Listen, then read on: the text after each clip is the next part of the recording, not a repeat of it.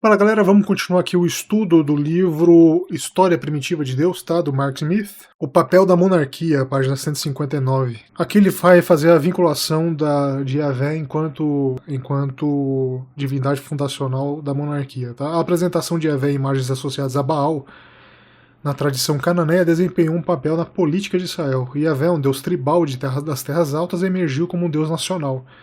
Tive aquela ideia da associação e da absorção e reabsorção de características de outros deuses. Aqui ele vai falar sobre Baal especificamente, né? Como na Mesopotâmia e no Egito, esse deus se tornou-se rei divino. Ele cita as passagens bíblicas. E o deus nacional.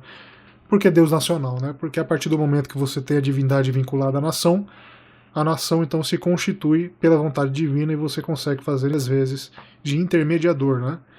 Por isso que a ideia de Gênesis, Êxodo, Levítico, etc. E Yahvé disse a Moisés, e Moisés diz ao povo. Dupla correlação de autoridade, né? O povo, além de indicar Moisés enquanto autoridade, Moisés tem Yahvé como autoridade. Então o povo, além de respeitar a vontade de Moisés, deve também respeitar a voz de Yahvé, já que Yahvé fala através de Moisés, tá? Se você observar o texto do Pentateuco, essa estrutura é muito utilizada, tá? É a estrutura ugarítica. Aqui na página 159 ainda, a fim de descrever um poderoso Deus que os trouxe à proeminência, as dinastias davídicas recorreram à linguagem mais antiga e tradicional usada para o guerreiro divino, conhecido em outros lugares. Ele menciona aqui 1 Samuel 7,10. Um exemplo dramático do Deus patrono lutando em nome do rei davídico é Salmos 18. Os versículos 8 e 19 descrevem Yahvé em termos associados à batalha de Baal, lutando pelo rei e salvando-o da destruição. Os versículos 29 e 45 descrevem Yahvé permitindo que um monarca conquiste seus inimigos em batalha. Te retorna a ideia, né, do Deus que faz a vinculação daquilo que ele permite e daquilo que ele não permite, da vitória e da derrota, que é unicamente uma atribuição do Deus. Então, a derrota, né? A derrota seria uma permissão divina. Ou mesmo um mandamento, né? Página 160, no versículo 25, Yahvé estende seu poder ao monarca em linguagem associada ao deus Baal. Porei sua mão sobre o mar e sua mão sobre os rios. Como muitos comentaristas observaram, aqui ele cita a bibliografia, o Alstrom, ele cita vários aqui, tá? O Cross, o Clifford, o Mosca, cita vários, tá? Mar e rio são títulos do inimigo de Baal, na primeira grande seção do ciclo ugarítico. Ideia de absorção. Eu acho que, honestamente, aqui não tem como fazer mais a vinculação de sincretismo, tá? Porque as ideias, as características dos deuses inimigos do próprio povo de Israel estão tão absorvidos em Yahvé que não existe mais a ideia sincrética, e sim, de fato, a formação do Deus, né? A formação final, por características assimiladas ou não, e aqui no caso com as características do mar e rio assimilados, mas sim com a definição final da característica de Yahvé. Por conseguinte, Yahvé então absorvendo outras características de El, que seria o velho barbudo de grande sabedoria e eterno, né? Salmo 72:8 também alude ao mar e ao rio ao descrever a extensão do território davídico, domínio de mar a mar, desde o rio até os confins da terra. E aqui nessa tradução, engraçado que nessa tradução ele coloca aqui o rio em letra maiúscula, tá? Eu vou até conferir depois como que tá essa tradução, tá? Aqui na Bíblia de Jerusalém, Salmo 72, 7 e 8. Que em seus dias floresça a justiça e muita paz até o fim das luas. Que domine de mar a mar, desde o rio. Aqui também tá com letra maiúscula, tá? Desde o rio até os confins da terra. E aqui tem uma anotação, né, referente ao versículo 8 de Salmo 72, seria os limites da Palestina ideal.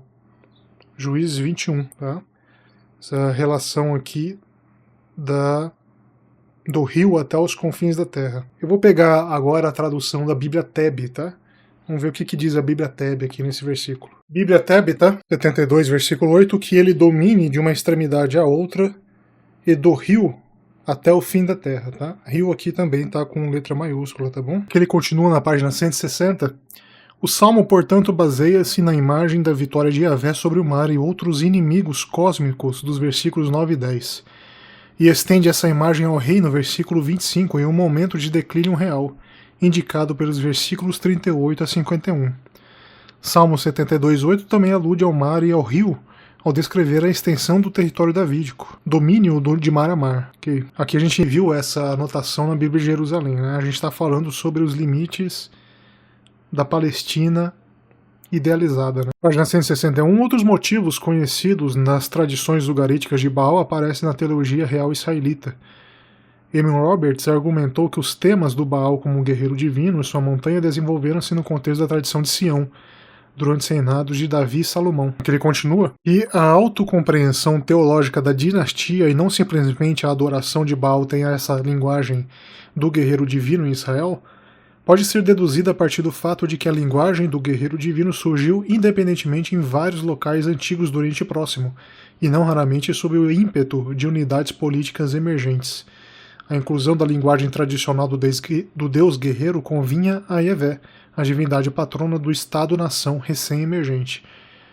Novamente, né, a ideia de absorção das características, e aqui a gente vai Yahvé vinculado ao touro, que faz, às vezes, de características baalistas. Né? É aqui a conclusão que eu acho importante. Né? O conceito de Yahvé como o guerreiro divino, portanto, não derivou simplesmente da adoração de Baal. Era também um produto da política davídica. De fato, pode-se supor que Baal continuou a ser popular em Israel precisamente porque a monarquia adotou seus títulos e imagens para descrever seu Deus patrono. A ideia do sincretismo que agora não se vê mais, né? Mas que pela formação então de Yahvé, assumindo características de Baal, fez aí perdurar a aceitação de Baal em Israel, o que é um movimento social, eu acredito que natural, né? Se você tem a aceitação de características de outro Deus, logo haverá aí uma assimilação do povo a esse Deus, ou então uma vinculação ainda que longínqua, né?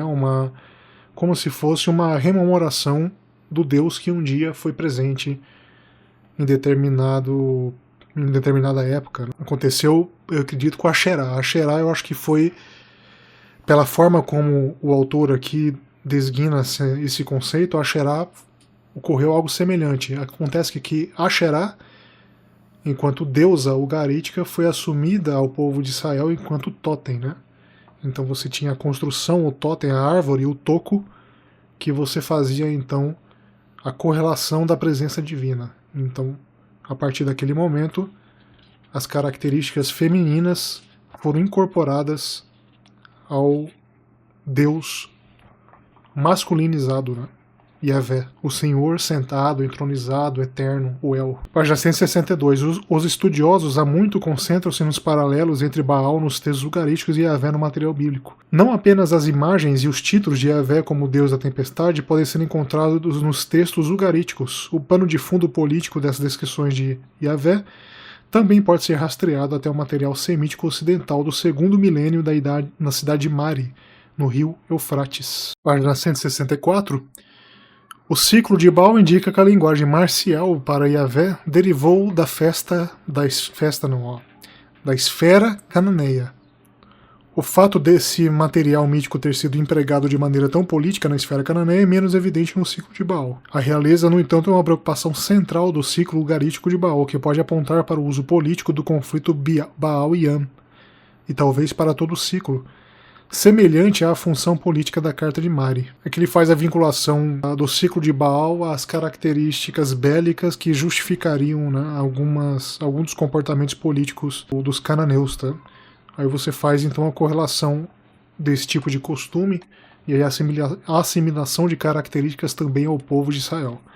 Então, Yahvé, uma vez assumido enquanto Deus central do povo de Israel e assumindo por consequência as características de Baal, teria então expressões ou então conduções na literatura muito semelhante ao próprio Baal. Aqui ele começa a falar sobre os inimigos cósmicos, né? Que ele cita aqui os inimigos da Babilônia. Ele vai citando a apresentação de Marduk em Numa Elish, página 166.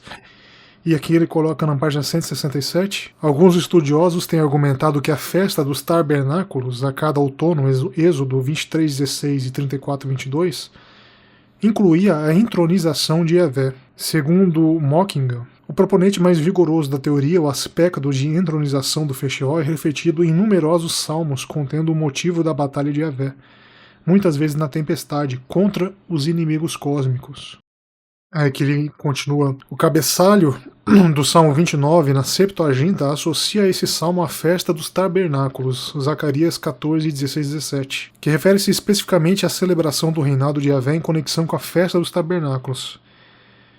Citando aqui, então acontecerá que todos os sobreviventes das nações que marcharam contra Jerusalém subirão ano após ano para prostrar-se diante do Rei, o Senhor Todo-Poderoso, e para celebrar a festa das tendas.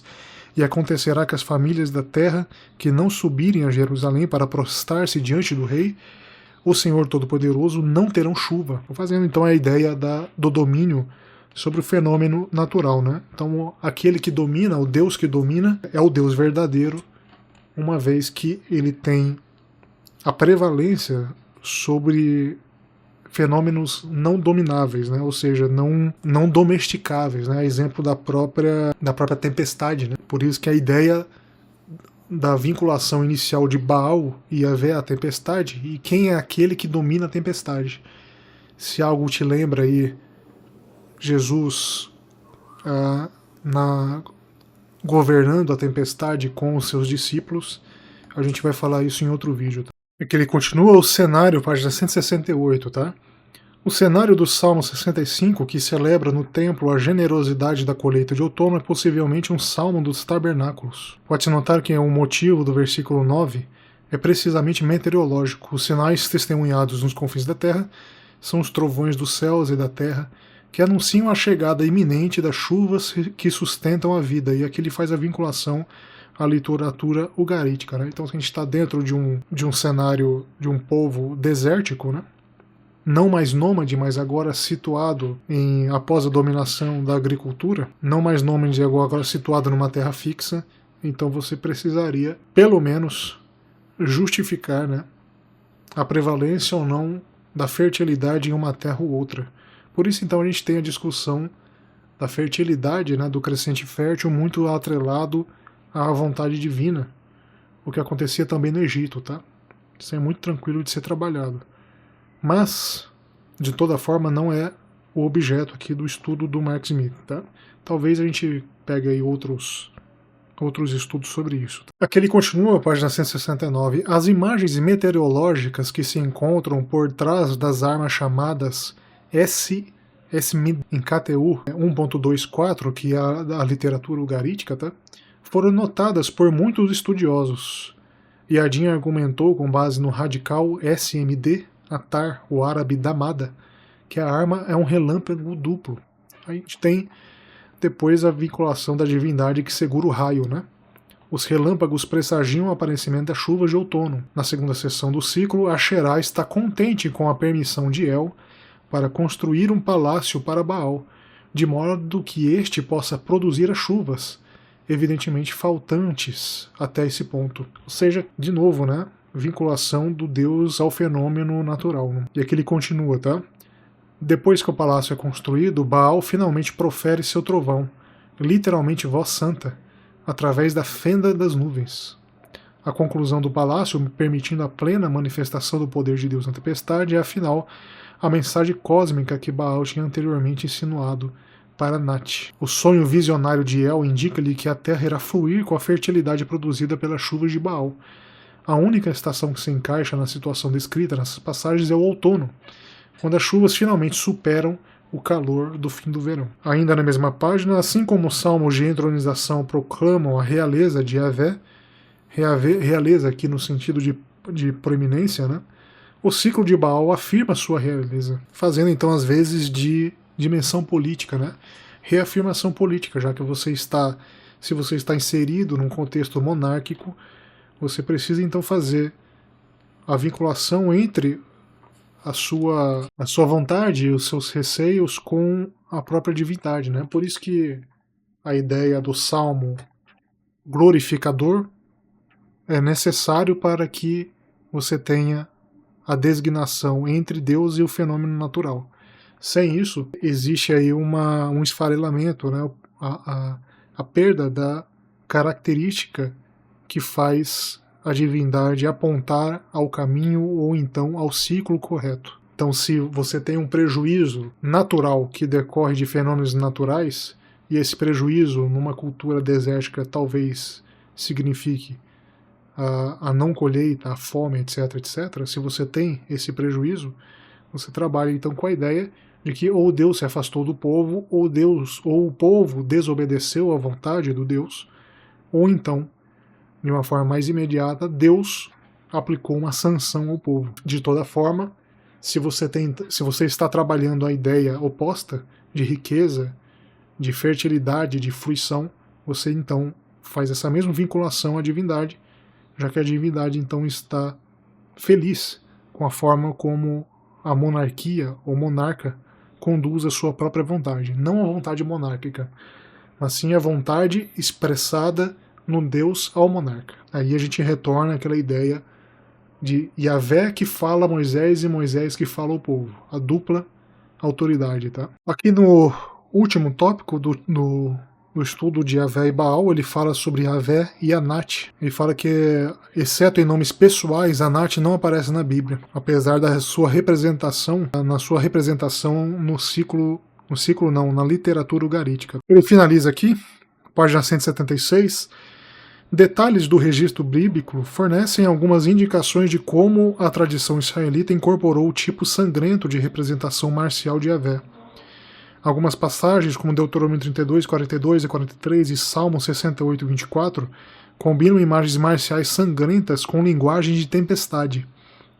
Tempestade que é a característica inicial, ou pelo menos a característica fundacional de Baal. Claro que talvez a tempestade, pelo próprio sincretismo e pela ideia de absorção e reabsorção, a tempestade componha a característica de todos os deuses da região, não só de Baal. A questão é que quando a gente fala sobre Baal é devido ao cativeiro babilônico, né? A influência que o cativeiro babilônico teve na designação de Yahvé enquanto Deus da base monárquica de Davi. Que finaliza também na página 177. Ambos os tipos de linguagem que descrevem o guerreiro divino, a linguagem da tempestade de Baal e as imagens sangrentas de Anat, aparecem de forma combinada na tradição israelita, do mesmo modo que vários tipos de imagens associadas a El e Baal nos textos cananeus são misturados na tradição bíblica primitiva. Então a ideia, novamente a ideia de absorção, tá?